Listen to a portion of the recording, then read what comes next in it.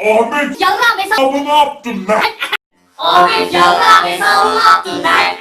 Ahmet yarrağım hesabı ne yaptın lan? Ahmet yarrağım hesabı ne yaptın lan? Ahmet yarrağım hesabı ne yaptın lan? Ahmet yarrağım hesabı ne yaptın lan? Ahmet yarrağım hesabı ne yaptın lan?